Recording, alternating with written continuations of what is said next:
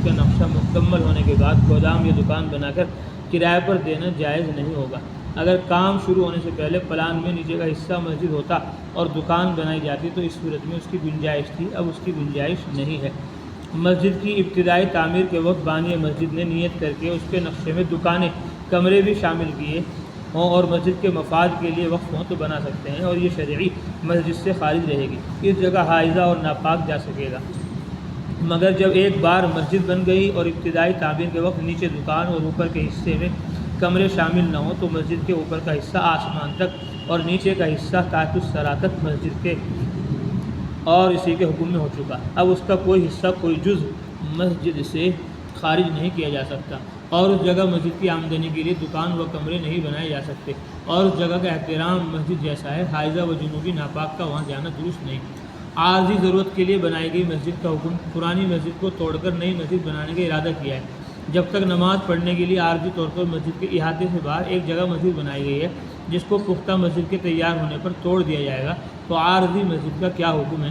اگر وہاں عارضی طور پر مسجد تیار ہونے تک نماز کا انتظام کر لیا گیا ہے، اس کو وقف کر کے مسجد نہیں بنایا گیا تو وہ شرعی مسجد نہیں بنی، اس کا وہ حکم نہیں جو شرعی مسجد کا ہوتا ہے۔ اس کا حال ایسا ہے جیسے مکان میں کسی جگہ نماز پڑھتے ہوں کہ وہ ہمیشہ کے لیے مسجد نہیں۔ نیز عیدگاہ میں مسجد کے سب احکام جاری نہیں ہوتے۔ جب عارضی مسجد میں نماز پڑھنا موقوف کر دیا جائے تو مالک کو اپنی ملک میں تصرف کا اختیار ہوگا۔ مسجد زرار کیا ہے؟ منافقین کی سازش کا واقعہ یہ ہے کہ مدینہ طیبہ میں ایک شخص ابو عامر نامی زمانے جاہلیت میں نصرانی ہو گیا تھا، اور ابو عامر راہب کے نام سے مشہور تھا۔ وہی شخص ہے جس کے لڑکے حضرت حنظلہ رضی اللہ تعالیٰ عنہ مشہور صحابی ہیں، جن کی لاش کو فرشتوں نے غسل دیا، اس لیے غسیل الملائکہ کے نام سے معروف ہوئے، مگر ان کا باپ ابو عامر راہب اپنی گمراہی اور نصرانیت پر تاحیات قائم رہا۔ جب رسول اللہ صلی اللہ علیہ وسلم مدینہ طیبہ تشریف لائے تو ابو عامر راہب حاضر بخدمت ہوا اور اسلام پر اعتراضات کیے۔ رسول اللہ صلی اللہ علیہ وسلم کے جواب پر بھی اس بد نصیب کو اطمینان نہیں ہوا، بلکہ یہ کہا کہ ہم دونوں میں جو جھوٹا ہو وہ مردود اور احباب و اقارب سے دور ہو کر مسافرت میں مرے، اور کہا کہ آپ کے مقابلے میں جو بھی دشمن آئے گا میں اس کی مدد کروں گا۔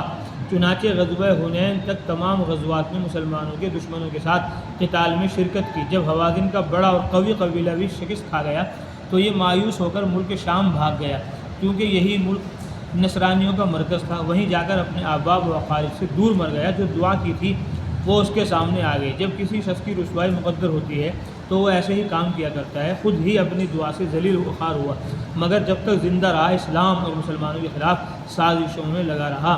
چنانچہ قیصر ملک روم کو اس پر آمادہ کرنے کی کوشش کی کہ وہ اپنے لشکر سے مدینہ پر چڑھائی کر دے اور مسلمانوں کو یہاں سے نکال دے۔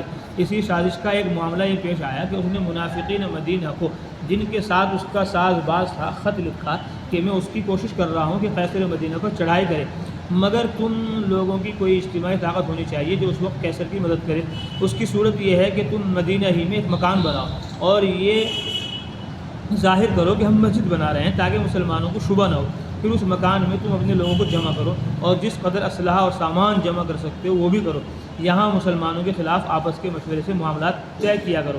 اس مشورے پر 12 منافقین نے مدینہ طیبہ کے محل قباء میں، جہاں اول ہجرت میں رسول اللہ صلی اللہ علیہ وسلم نے قیام فرمایا تھا اور ایک مسجد بنائی تھی، وہیں ایک دوسری مسجد کی بنیاد رکھی۔ ان منافقین کے نام بھی ابن اسحاق وغیرہ نے نقل کیے ہیں۔ پھر مسلمانوں کو فریب دینے اور دھوکے میں رکھنے کے لیے یہ ارادہ کیا کہ خود رسول اللہ صلی اللہ علیہ وسلم سے ایک نماز اس جگہ پڑھوا دیں تاکہ سب مسلمان مطمئن ہو جائیں کہ یہ بھی ایک مسجد ہے، جیسا کہ اس سے پہلے ایک مسجد یہاں بن چکی ہے۔ ان کا ایک وفد رسول اللہ صلی اللہ علیہ وسلم کی خدمت میں حاضر ہوا اور عرض کیا کہ قباء کی موجودہ مسجد بہت سے لوگوں سے دور ہے، ضعیف بیمار آدمیوں کو وہاں تک پہنچنا مشکل ہے، اور خود مسجد قباء اتنی وسیع بھی نہیں کہ پوری بستی کے لوگ اس میں سما سکیں، اس لیے ہم نے ایک دوسری مسجد اس کام کے لیے بنائی ہے تاکہ ضعیف مسلمانوں کو فائدہ پہنچے۔ آپ اس مسجد میں ایک نماز پڑھ لیں تاکہ برکت ہو جائے۔ رسول اللہ صلی اللہ علیہ وسلم اس وقت غزوہ تبوک کی تیاری میں مشغول تھے۔ آپ صلی اللہ علیہ وسلم نے یہ وعدہ کر لیا کہ اس وقت تو ہمیں سفر درپیش ہے، واپسی کے بعد ہم اس میں نماز پڑھ لیں گے۔ لیکن غزوہ تبوک سے واپسی کے وقت جب کہ آپ صلی اللہ علیہ وسلم مدینہ طیبہ کے قریب ایک مقام پر فروکش ہوئے تو آیت مذکورہ آپ صلی اللہ علیہ وسلم پر نازل ہوئی، جن میں ان منافقین کی سازش کھول دی گئی۔ آیات کے نازل ہونے پر رسول اللہ